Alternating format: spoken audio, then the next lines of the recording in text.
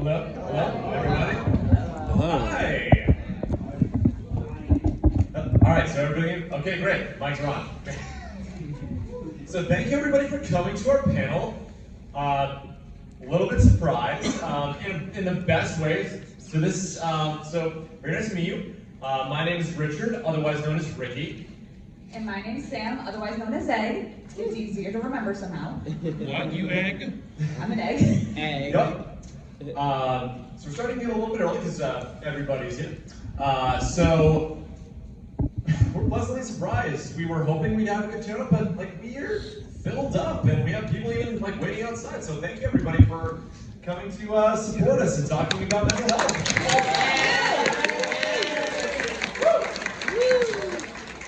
All right, so we're going to be talking today a lot about positive mental health representations. Goku is on the front. I really appreciate the hand up. We're going to have questions at the end. Don't worry. No, I'm just egg. So pronouns? What? Oh yeah, totally fair. So my pronouns are he, him. She, her. Okay, cool. Thank you for I asking. know that egg is a term for trans. Yeah. So I just wanted to make sure. Appreciate that. Thank you. But yeah, so we have Goku on the front. Goku, one of the most kind of positive, optimistic characters. Very resilient. So we're going to start off. So we're going to be discussing mental health today. So there are a lot of important, kind of necessary disclosures. So first off, this is not a substitute for therapy. Therapy is important, and you're not going to get it just from a panel at Anime Boston, much as we would like that to happen. We are not looking to trigger. We are going to be talking about some potentially heavy things. It is not our intention to trigger people, to bring up a lot of these troubling thoughts, but we also want to recognize that may potentially happen. We care about you. Exactly. We recommend that if you do have struggles, seek out care. So I do work up in Vermont, and down here in Boston, there's much more access to mental health care. It's, of course, never perfect. There's always barriers, but if you ever are able to and you feel like you need care, seek out care. There are a lot of people that will be willing to work with you. We also respect everybody's experiences, so everybody's... Where is it? There we go. There we go. We respect everybody's experiences. We will be, discussing things likely to a point. There are some very heavy topics, but we also, want to talk about this in a very casual way. We will be focusing mostly on the positive, so not something we, typically think about when we think about mental health, but we really want to highlight that of just things we can kind of gain from it, and positives we can get. Big disclosure: we will be talking about general trauma. Nothing specifically, but we are going to be talking about trauma and, having trauma. So now we're going to just move on to the actual stuff. So, who are we? What are we doing here? Why did you all come here? That's your disclosure, not mine. So, we're just going to give you a brief overview of who we are and why we're talking about these things. Yeah, so, typically I've given a lot of lectures like this before, and what is often very helpful is to discuss, who you are and why you're doing what you're doing. So, my name is Ricky, so just a little bit of background. I graduated with my Bachelor's in Science from Suffolk 2018. I was a research coordinator at Mass General at Harvard Medical School for a couple of years. I'm currently a clinical psychology PhD student at the University of Vermont. I got my master's in 2022, and I'm the fourth year in the program. I've been working as a pre-doctoral therapist since 2021. I've done a lot of guest lectures in mental health, not only just in terms of general psychopathology, but also in media. I've been able to give lectures of mental health representations in certain fictions. I've done one of LGBTQ+ in Harry Potter. So this is just another one of us. So welcome. That's me. So I am nothing like that, but I am a big anime and nerd lover, so overall I've seen many different shows, and I try to be very open about seeing many other different shows. In general, I have my BA from Southern New Hampshire University. Differently, I also have many close people to me that struggle with other mental health issues, so I'm very experienced in personal moments like that. And overall, I'm just on Anime Boston staff, so I'm excited to continue meeting more of you and interacting with you guys. All right, so now the question of what are we actually doing?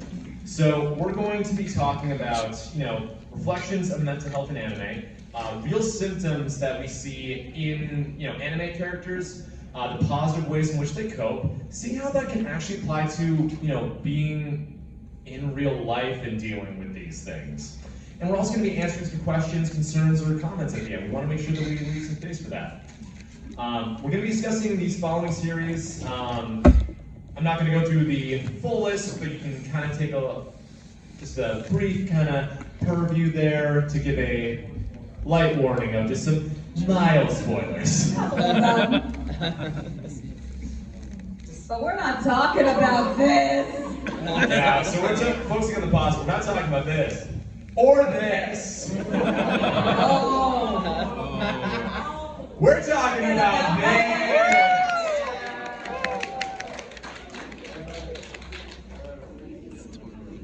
All right, so just to give you guys a little bit of a preview of the different mental health disorders that we're going to be discussing and the positive ways that we can cope with it. We're going to be talking about anxiety in 3 different forms. There's general anxiety disorder, social anxiety disorder, specific phobias, major depressive disorder, autism spectrum disorder, trauma, and PTSD, as well as reactive attachment disorder. And we're going to finish up with just some general mental health tips that might be helpful for you.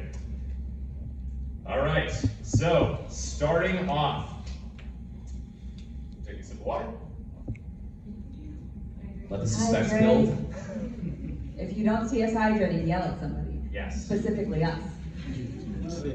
We're going to be talking about generalized anxiety disorder, featuring Kaguya Shinomiya, with an honorable mention. Zenitsu! That one coming. So the first thing we're going to talk about is okay, why does this character fit this? So symptoms. First one that fits for generalized anxiety disorder, excessive and difficulty controlling worry. So Kaguya worries so much about what Shirogane thinks, how she's going to act, how she's going to be perceived, and all of these different things.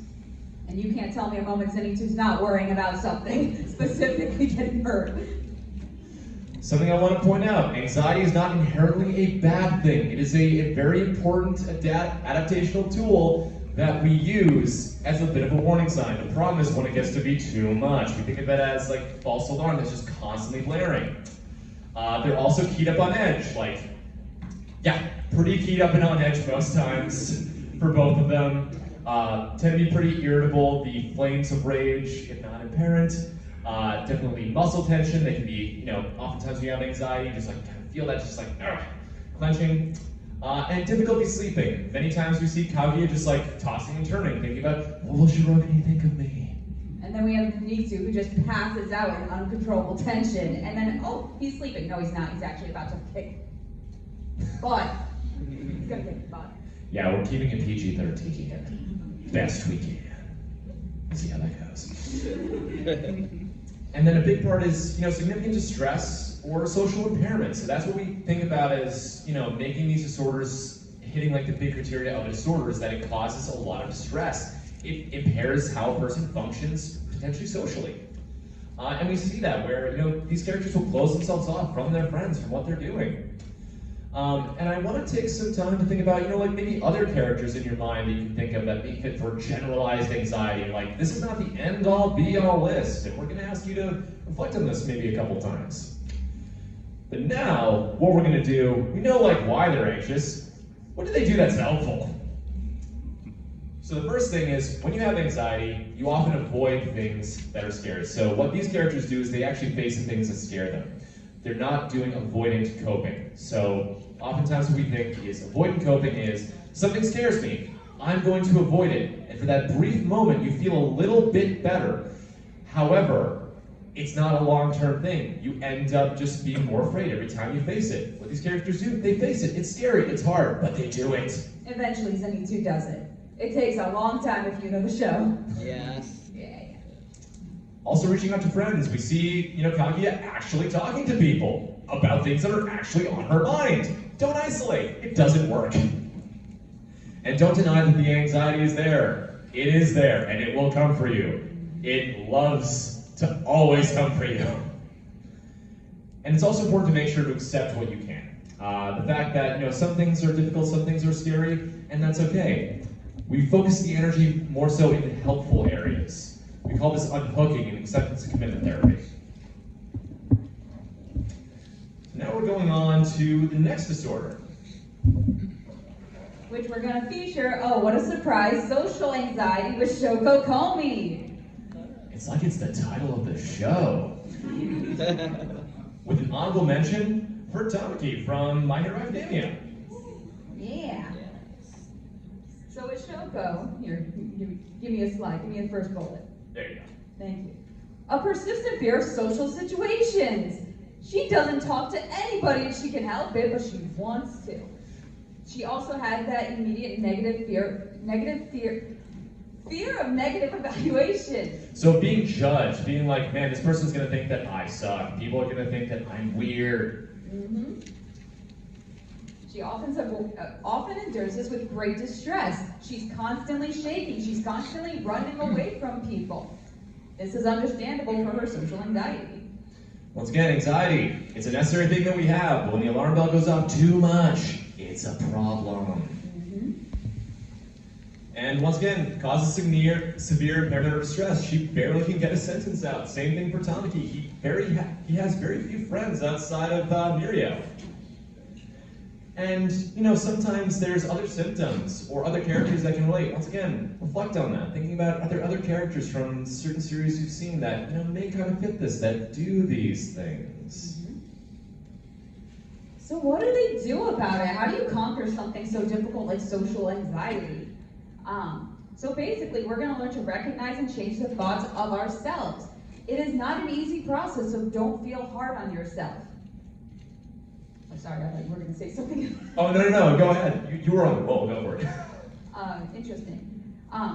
Well, actually, you know much more about CBT therapy methods, so I'm going to hand that back to you. Sounds good. So CBT, or cognitive behavioral therapy, evidence-based treatment that is very helpful. So oftentimes it's setting social goals, setting things that are positive, that are helpful. Tamaki wants to be a hero. He slowly approaches others. So does Komi. She has her book. She has a friend that can help her and is empathic to her. And she's starting to slowly form those connections. And the big thing about anxiety that we often discredit is that we can handle that distress. It's so scary, but when we're actually there, it's not easy and it's not fun. When you learn you can handle the distress, it becomes a lot less scary. It becomes a lot easier to deal with. And it's also important to reach out to comfort people.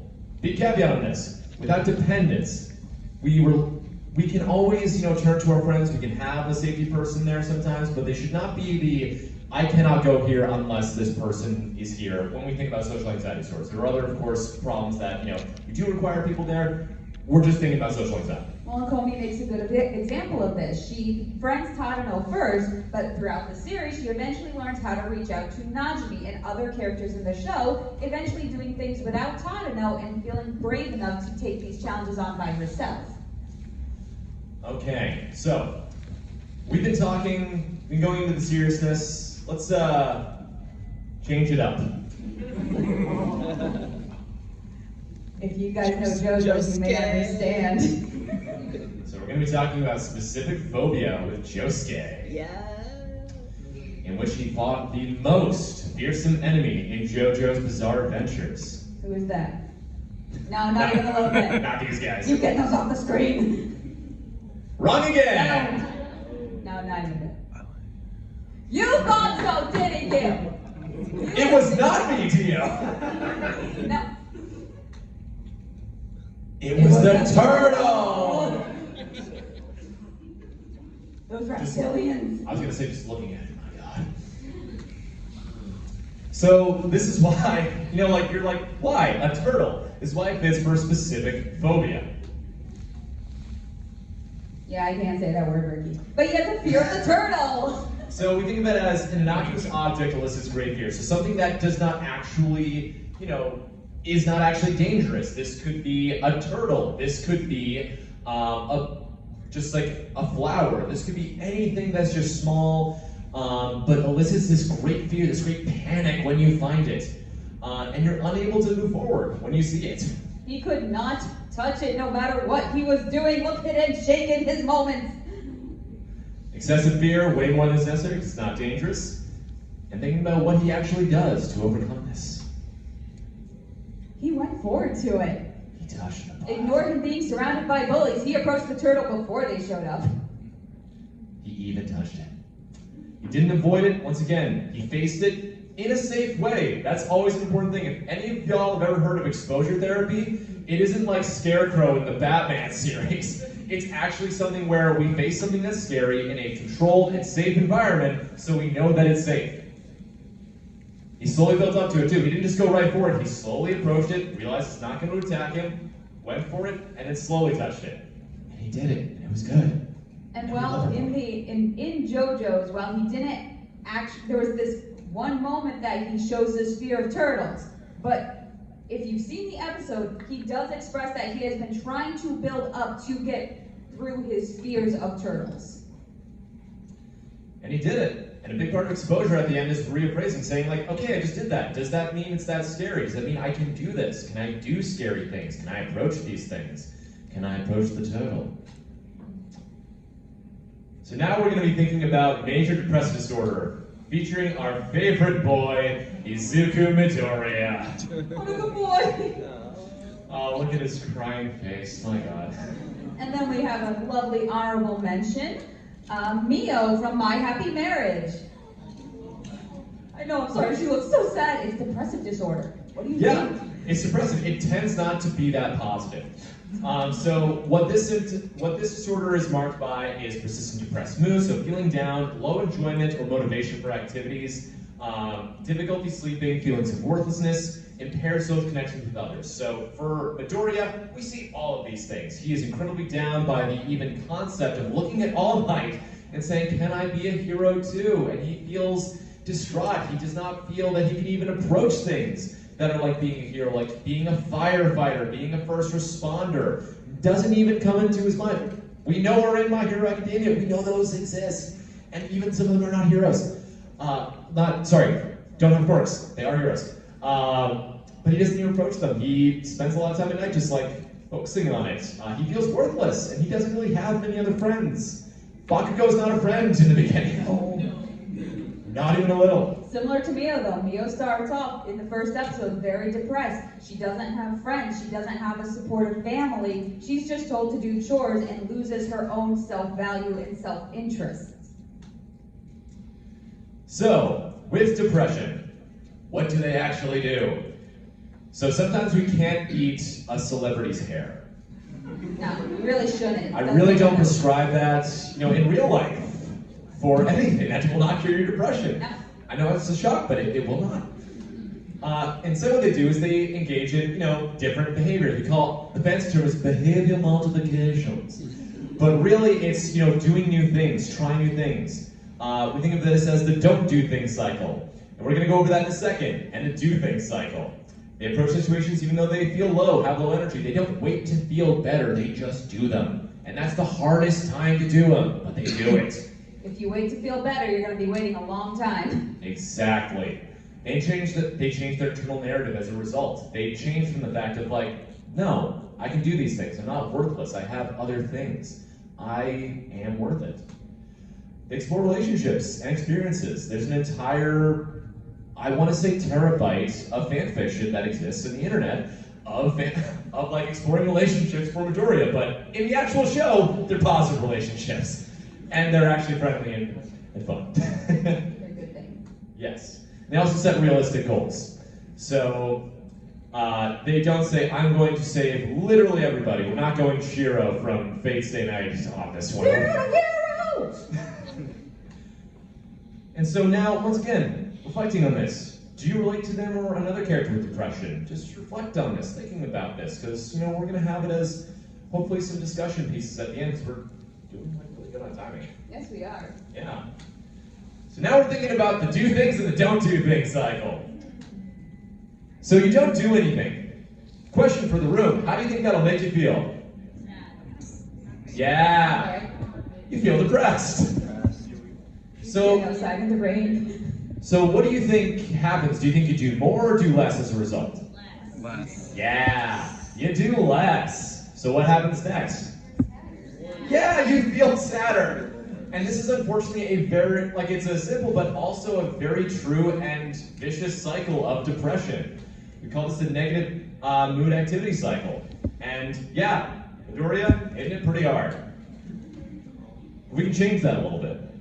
We can. So, what's the first thing you would do for the opposite mood cycle? You're gonna feel depressed anyway. That's still the first thing that you're gonna feel. But then you start doing more activities. You get up, you might go out to dinner with a friend, you might just go shopping, you might just hang around with somebody that you feel comfortable with. What follows that? Better. Cool. Yeah.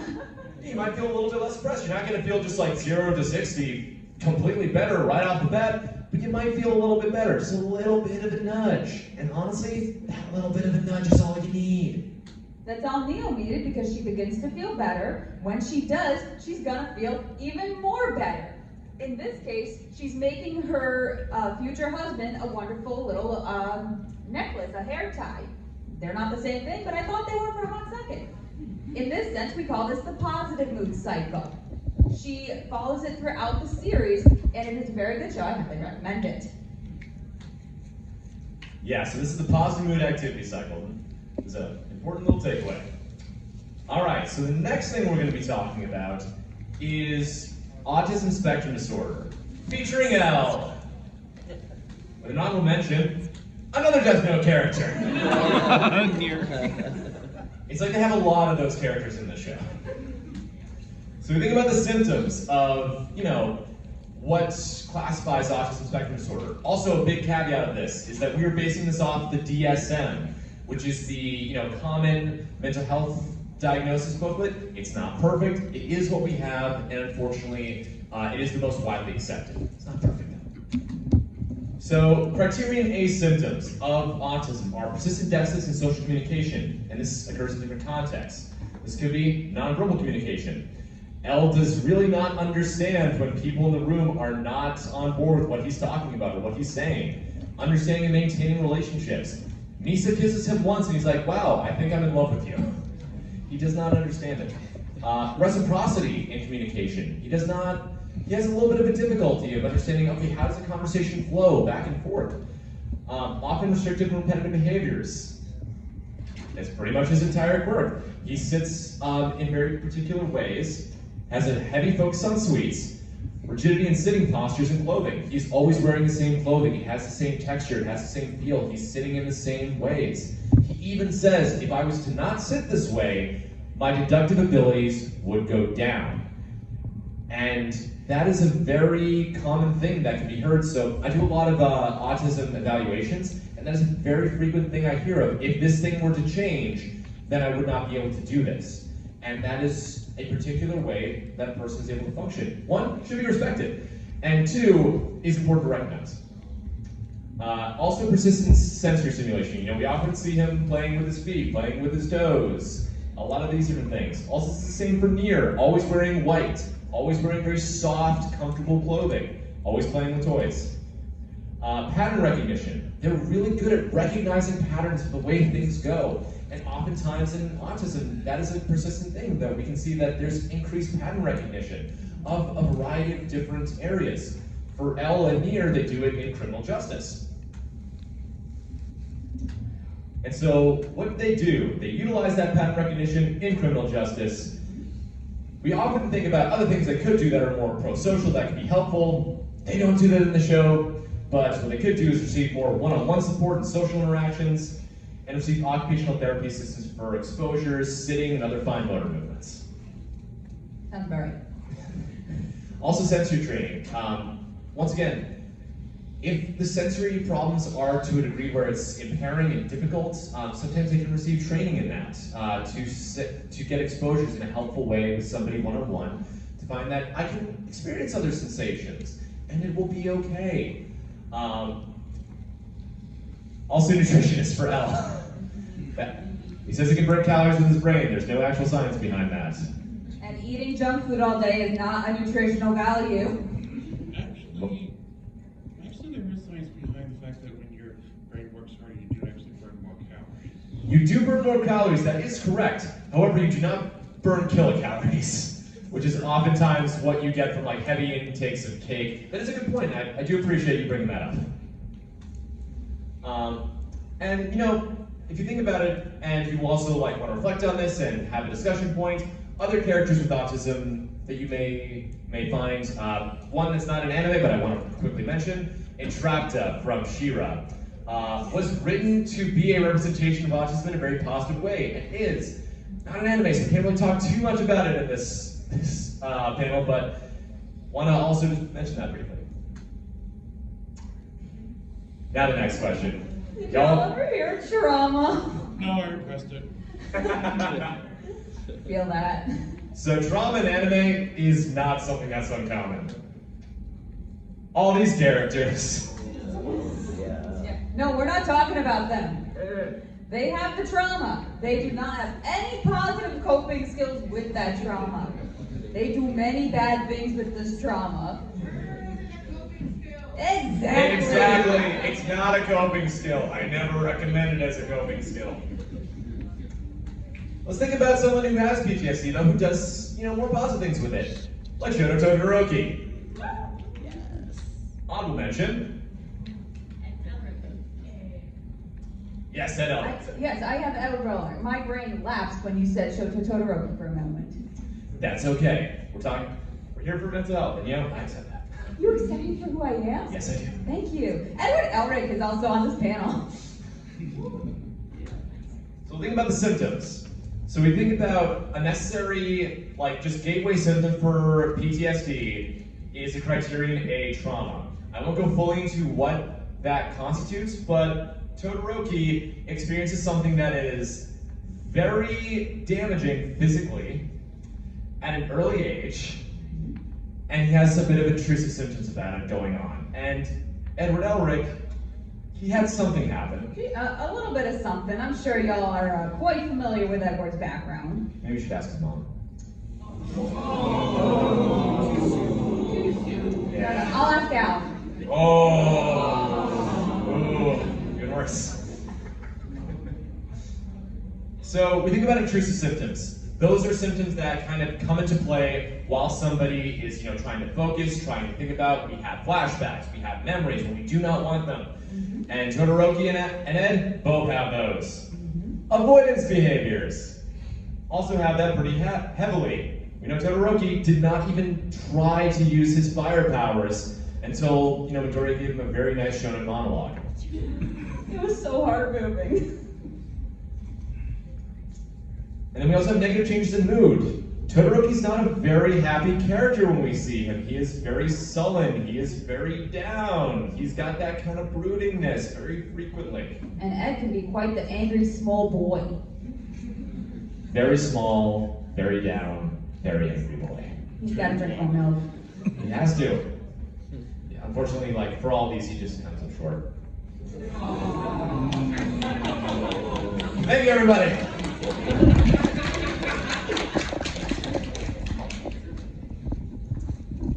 And this is another important aspect. Marked alterations in arousal to stimuli. That is a very fancy way of saying, when I see a reminder, it affects me very greatly. And so anytime that, Todoroki sees his mother, sees a reminder of the event, it sends him into a flashback. It sends him into a flashback for an entire episode. Same thing for Ed. Anytime he had seen the gate, anytime he had seen anything resembling human transmutation, immediately back to that experience. If you saw lip sync, then you know what we're talking about. Yeah. Edward. Thank you all! All right. And here's the thing. For it to qualify for PTSD, it has to persist for more than a month following the trauma. Yeah, it's been a couple years for these two. I feel like it's been a little bit more than that. It's been a long time. Yes. And it's caused a bit of impairment. Todoroki doesn't really have a lot of friends. Neither does Ed. No, they don't.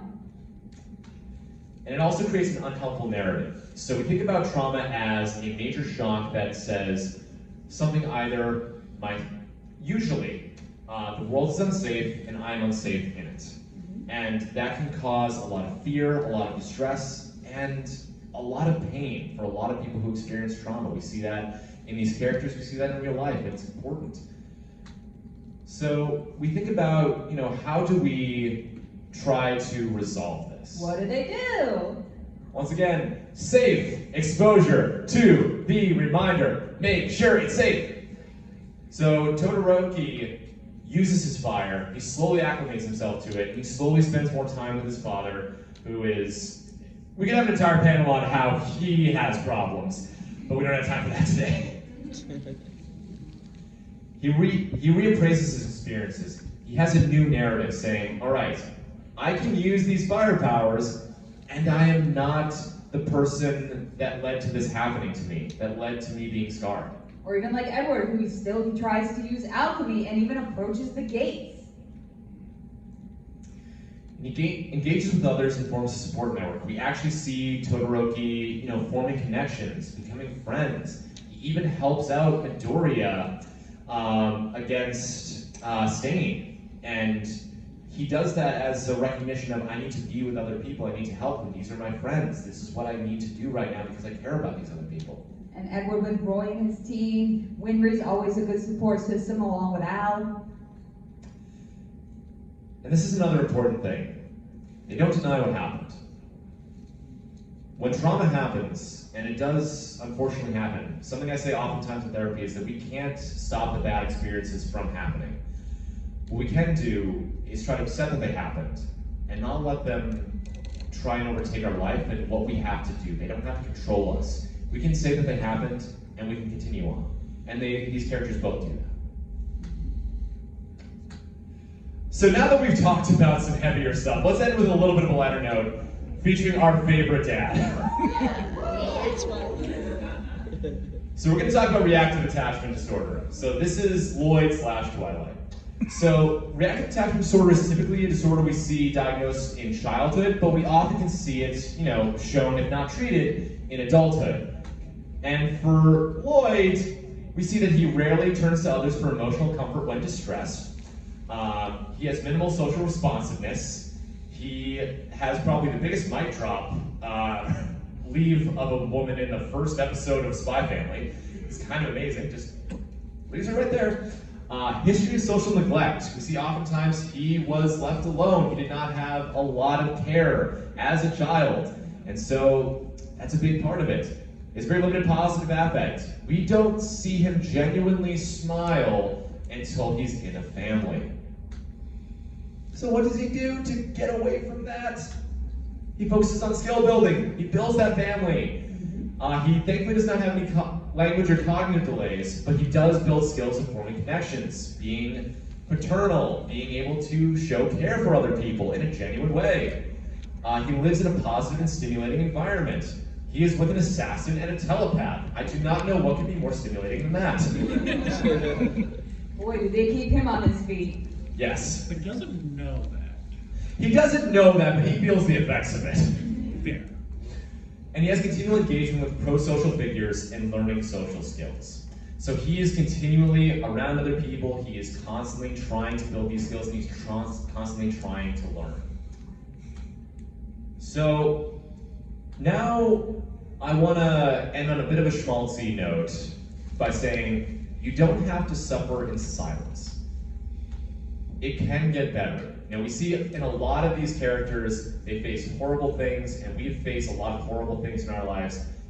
It can get better. There are ways you can find help. There are ways that you can find benefit and joy in your life. You can do it. You can take inspiration from them. That's why when we say, think of other characters that relate to these mental illnesses and mental struggles. You may know a character in the back of your head where it's like, hey, I relate to that. And you can find inspiration from them.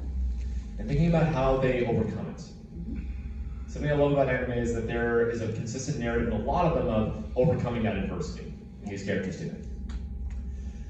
All right, so I want to end with some, positive mental health tips. If you ever have difficulties with anxiety, with dissociation, what can be really helpful is mindfulness, not just meditation. We often think about mindfulness as meditation. It's really just focusing on what thoughts are coming into my mind. How are they coming? Can I recognize them as just thoughts? They're not eternal. They're not going to be there forever. And we also think about sensory grounding. If anyone's heard of 5, 4, 3, 2, 1, you think about 5 things you can see, 4 things that you can, 4 things you can feel, 3 things you can hear, 2 things you can smell, 1 thing you can taste. You bring it back to the body. Breathing retraining. This is a great trauma coping mechanism. So oftentimes, who here has tried deep breathing? Ooh, good, good, good. Very nice, very nice. And what part of deep breathing, the inhale or the exhale, do people think is the more important part? Exhaling. Yes! Why is it the exhale? Yes, exactly. It's the letting go. It's releasing of that tension. You know, oftentimes when we have anxiety, we go, we hyperventilate, take in so much oxygen. But oftentimes we focus more on the exhale, and we spend more time exhaling, not too much, we want to make sure we have oxygen, it's fun to breathe. We're actually telling our body, hey, we don't have as much oxygen, we should slow down, we lower the heart rate, we lower what we're doing, and oftentimes that can be really helpful, especially if you're having a panic attack. Also, as we talked about the don't do cycles, engage in pleasant activities.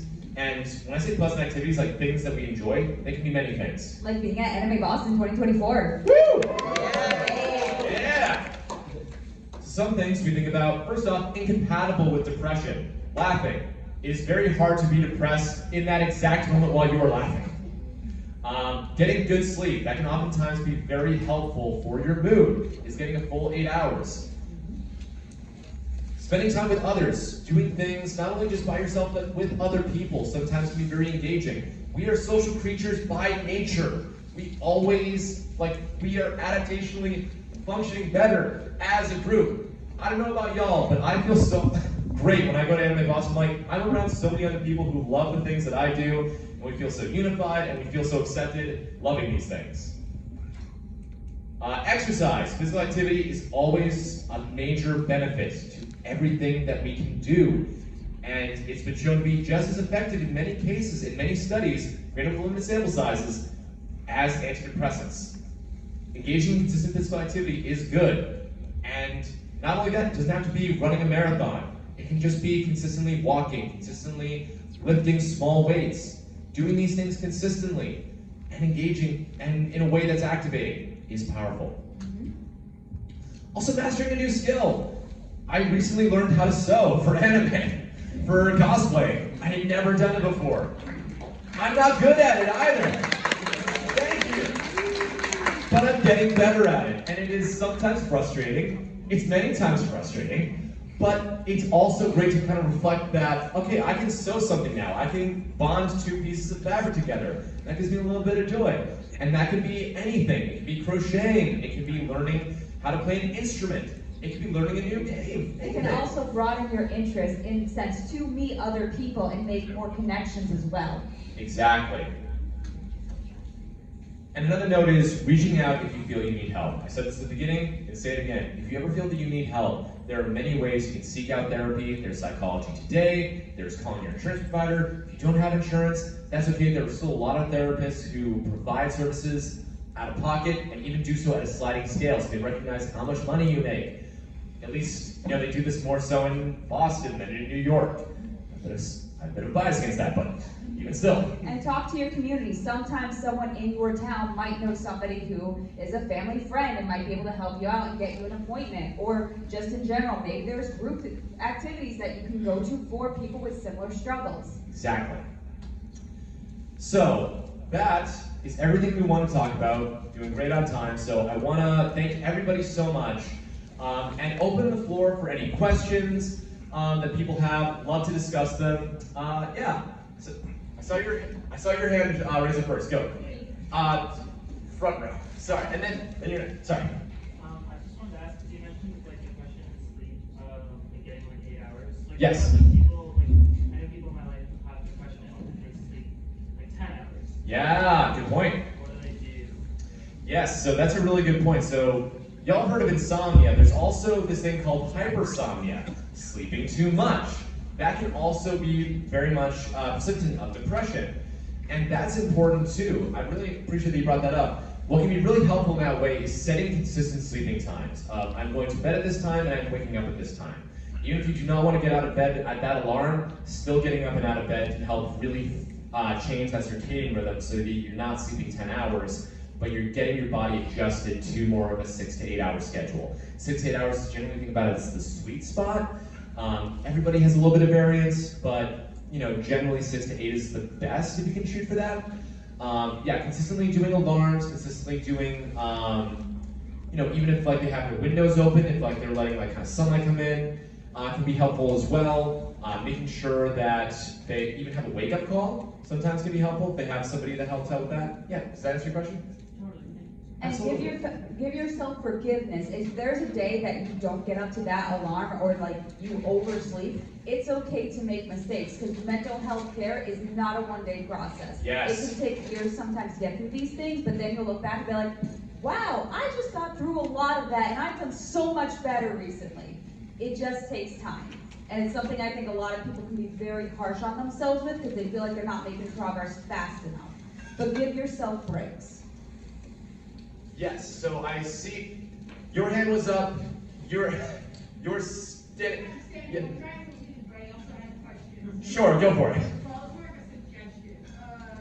We're talking about characters that have things in this. I'd like to suggest the anime storyteller. There is a character in that. Oh, okay. Thank you so much for the suggestion. I appreciate that. No, always open to suggestions. Like this is not the end-all, be-all list. Thank you. Yes. I just wanted to comment about the last slide you had about different resources that people can reach out of. Like depending on where people maybe go to school or go to work, there are also resources that may be available as well. Yeah. I remember when I was in college, there were obviously your therapy, clinics and such like that. There may be a therapist on staff, and depending on where you work, part of your employee benefits may be certain number of sessions with therapists per year as well. So there's just like some of those extra resources that I just want to add. No, thank you so much. Yes, look around your resources. Sometimes like your job, your school, any of these things can have different potentials. If you're communicating, you have the best likelihood of finding those resources because sometimes you're not even going to see them, even if people are like, oh, but it was right on the billboard. I didn't see that billboard. Ironically, right, if you're like Comey, sometimes if you don't want to do phone calls or you struggle with in-person communication, send an email, send a text message. We are in a modern society that we don't have one forced method of communication anymore, so take advantage of the resources to get those other resources. All right, so we answered from the frontmost here. You all the way to the back. Give me a help. Yes. This is another quick suggestion. There's a lovely manga called Until I Love Myself, which deals with a mental health topic that we didn't talk about here. It's sexual harassment as well as coming into one's own non-binary identity and body positivity. It's a manga artist that unfortunately was sexually harassed by her manga artist mentor and the person they were working for and everything, and it's about their acceptance and what happened and overcoming that trauma. It even touches on specific types of therapy. Wow, that's fantastic. It's a great series, only 2 volumes too, so you can read the entire thing in half an hour. Wow, thank you Thank so you. much for that. That's really good to know. Yeah, that's a very good example of taking this terrible experience and utilizing it and doing what you can in terms of the work that you've done to help other people. I love that. Thank you. Yes. There is one suggestion I wanted to add to the pleasant activities that I'm really surprised isn't there is journaling. Yes. For me, Yeah. journaling negative emotions, like what I'm afraid of, what I'm worried about, what I'm angry at in the morning, helps get it flushed out of my brain. And then at night, I journal 3 things that I'm grateful for because gratitude journal is fantastic for helping us look at the positive. And then Yes. keeping a completely separate journal for the good things that happen, not just gratitude, but Yep. the good things that happen so that you're not reiterating and reading over the bad things. But the bad things, you never read it again. It's out of your brain and then you toss it. That's a wonderful suggestion. That's a great suggestion. I would even say that kind of falls into mastering a new skill because oftentimes people don't reflect on, like these kind of positive, like gratifying things, and like they can build it by like continually journaling, like finding their narrative, finding their voice. That is an important thing, and I really appreciate you mentioning that. Yeah, that can be extremely helpful. Yes. All the way in the back. Yeah. Hi. It's okay. My question's actually for you, Ricky. Yeah. experience as a school psychologist. Oh wow, nice. Yeah, so a lot of the work I do is actually based around like services that can relate better to anime. So I'm wondering if you also bring that to your sessions with your clients.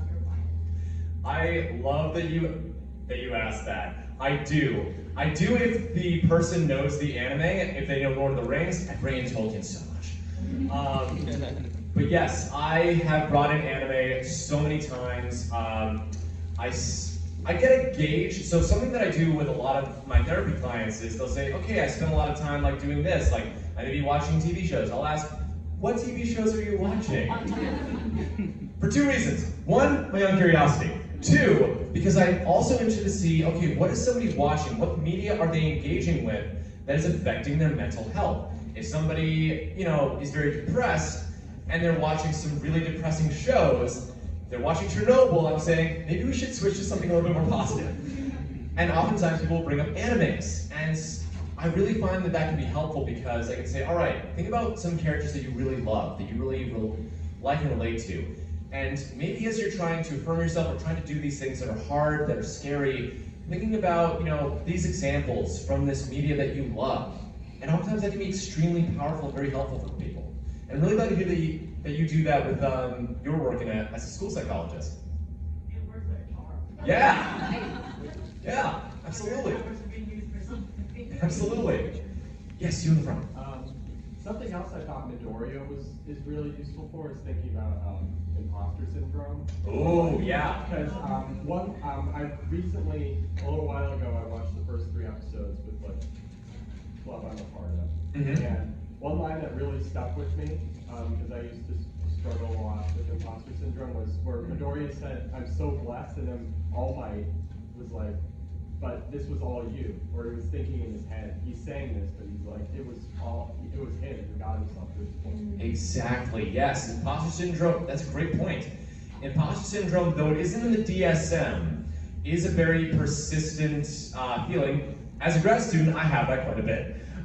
Where you feel like you don't deserve to have this place, you feel like you don't earn this, but in therapy, something I say to all my clients is, I'm here, we're talking for an hour a week. You're the one who's doing the work. You're the one who's putting in the time and the effort. Just like All Might said to Midoriya, he's the one who made those changes. So yeah, I love that example. Yes, sorry, your hand has been up for a minute. Yeah. So question, back in the previous slide, you talked about the cycle of positive actions, like going out and do something.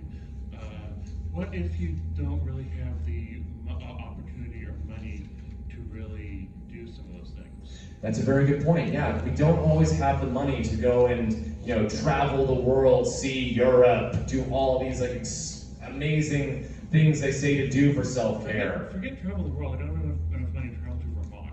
Yeah, no, that's even true. Like sometimes even gas is expensive. Like there's a lot of things that will be like, okay, it'd be great to do this, but money gets in the way. There are a variety of different listings of pleasant activities online that can be even just things that are for free, like going out, walking around, like seeing the sunlight, going into nature if nature is nearby you. It can be a variety of different things that don't have to cost money, or maybe they cost a little bit of money. Like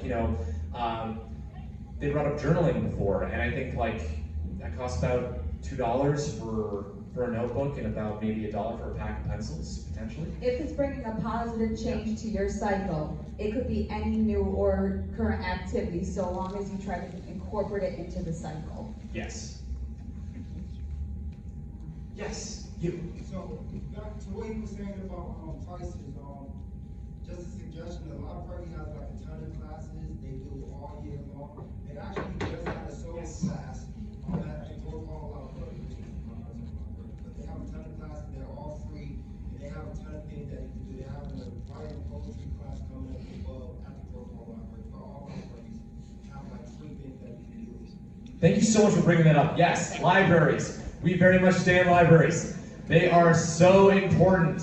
Get a library card at your local library if you can. It helps them. Even if you don't get books, it really helps. They have so many public functions that are helpful for so many people. Yes? Another thing that could help is music. Listening to music could also really help. Yeah. Especially some songs can be very therapeutic. Yes. Like Yeah. some artists. Yeah, Yeah. I've worked with many different clients who have had, like their hype playlists. Sometimes you also need to process a sad feeling, and you can have a sad playlist. Yeah. That's okay. And ask your friends if you need new music to listen to. If you feel like even your music genre is just sitting in one section, ask the people around you, because they probably know a song, an artist, a band, or just an entirely new genre that you could just get swept right into, and then you have like 3 years worth of new content to work with. Yeah. Yes. I'm not sure this necessarily constitutes as like okay.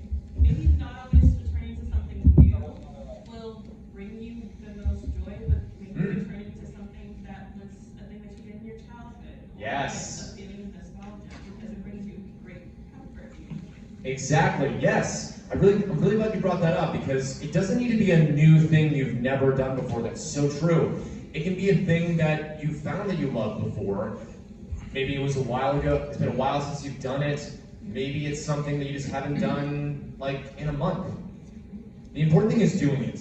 And you may not feel that joy coming back the first time, but the more you do it, the more you give yourself the opportunity to feel that positivity come back, the more likely it's going to happen. So yeah, excellent point, thank you.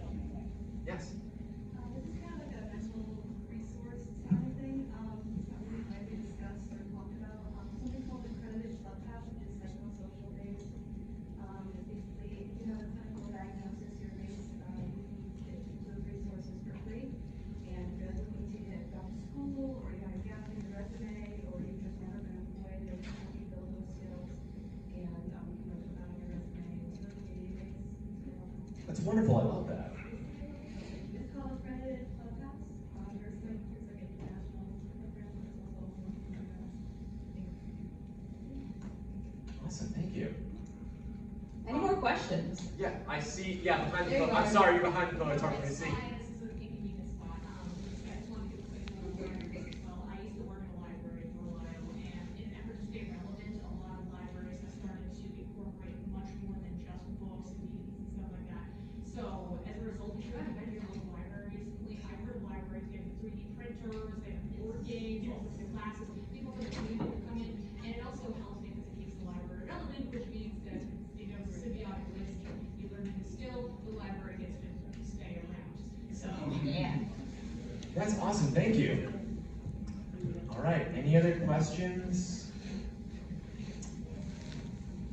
Yes. Yes, I'm autistic and I'm a pharmacist. So I got my doctor of pharmacy degree in 2013. So I will say that it's a spectrum. Yes. All right, so I'm still working on the social skills, but I noticed patterns, and just, I think 10, 20 minutes ago, I noticed something shaking somewhere. So we tend to be, I'm very sensitive to stimuli. We talked about earlier about that. Yeah. So, but I will say, if you meet only one person with autism, you only met one person with autism. So it could be the nonverbal, or it could be me, the opposite. I'm super verbal, and I write a lot, and I talk a lot. Yeah. Thank you also so much for, your bravery in saying that. I really appreciate that, and I appreciate you. It is absolutely a spectrum where a mentor has told me, and I feel like this is true, anybody can be put on that spectrum, really. It's very important to recognize that, to respect that, and to acknowledge it in every way that we can. And yeah, there are potentially a lot of people that have autism, are somewhere on the spectrum. And to respect that, and to be able to appreciate them for what they're doing. Some things may be easier than others, and recognize that. Yeah. Thank you. Thank you. Sorry, in the back, your hand shot up just like a half second first. Yes. So how these topics have been about personal mental health. Do you have good tips for supporting friends with their mental health? Yes, good question. So an important thing about mental health for people that are not yourself is we can never force it onto anybody else. We can never force somebody into therapy. If anybody wants to make that change, we have to respect their choices in that.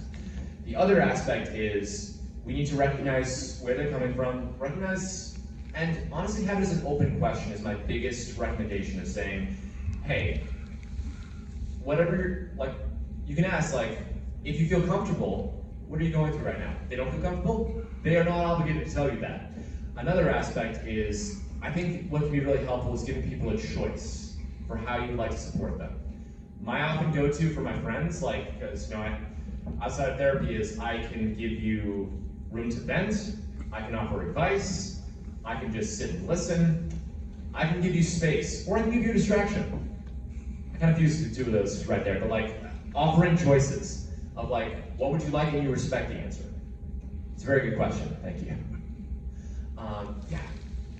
No questions. I just want to say thank you for this. I think that's also my own some of the major depression, PTSD. It's meant a lot to me, so thank you. Thank you so much. Thank you for coming. Thank you so much for coming. Thank you. I did see one more hand in the center there. As just for like supporting others, I think one thing that is important to mention sometimes, I like to call it toxic positivity. Yeah, yup.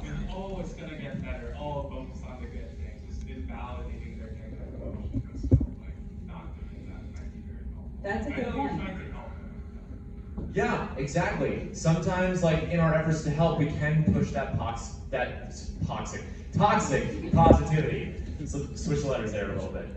Yeah, toxic positivity is unfortunately something that we can be guilty of, where we're like, oh, it'll get better.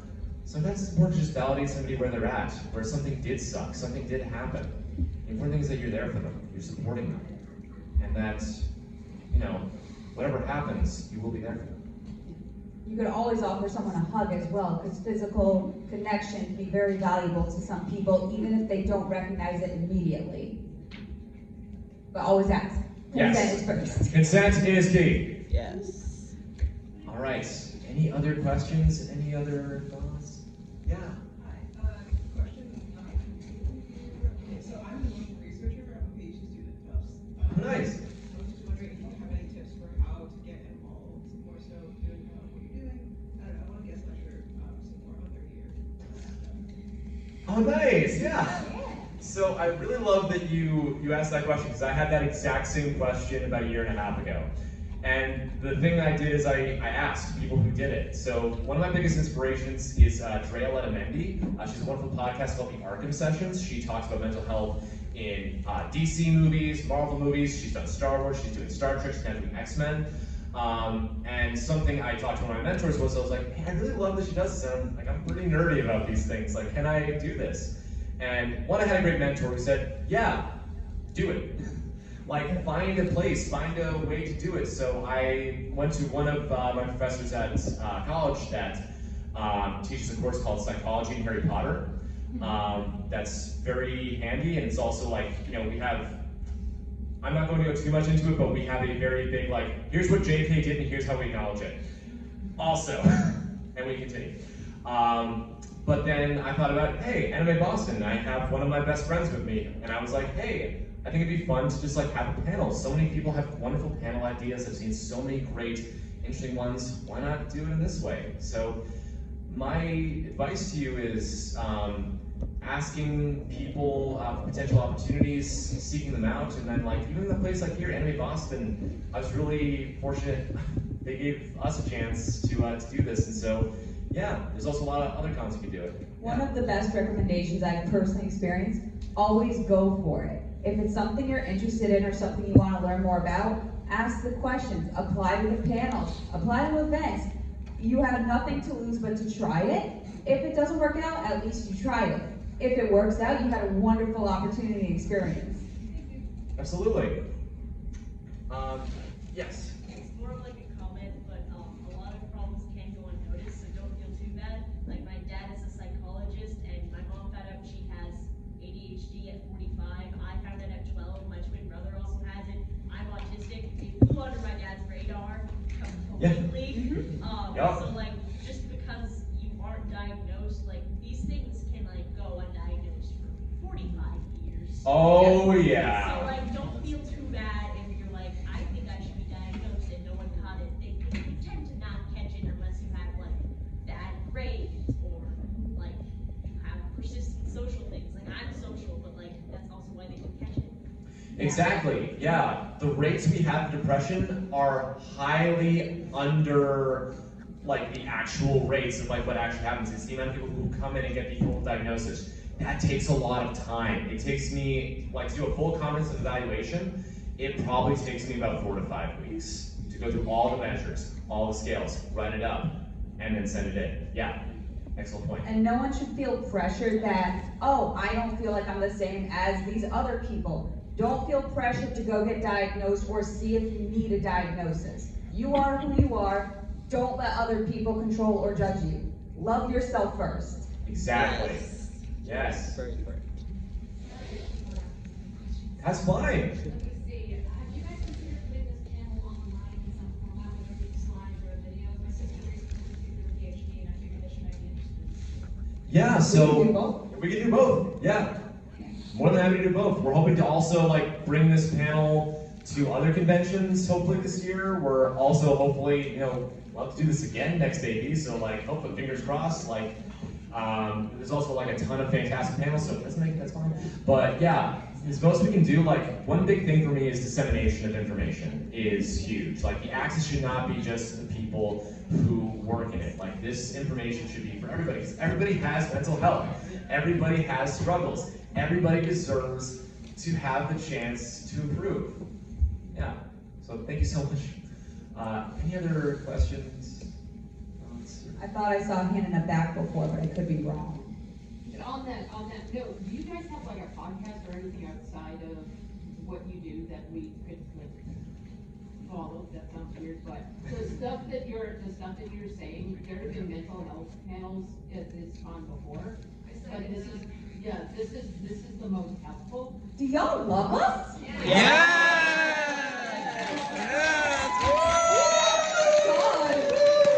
Thank you so much. You not only made my day, you made my week. Thank you. Oh my God, honestly. Yeah, unfortunately, We have Instagrams. We have Instagrams. But yeah, we don't have a podcast. It'd be great. Maybe somewhere down the line. Maybe somewhere. Yeah. We'll talk about that. That's interesting. Yeah. Thank you. Yeah. Other questions? I saw maybe like a hand in the back. I was just gonna, thank you. I was just gonna piggyback off of that, saying that this is an incredible resource that a lot of us are very interested in, and you should absolutely be invited back. We were in the overflow line. There was a lot of people who came that were turned away. There is a lot of need and interest for this. So when you do come back next year, make sure you get a bigger room. Yeah. Thank you so much. Appreciate that. All right, so unfortunately we have only 1 minute left, so unfortunately we have to kind of clear out the room. Thank you so much. If you have questions, if you have thoughts, please feel free to come up to us, ask us, thoughts or questions. Thank you all so much for being so lovely. Thank you all. That was really cool.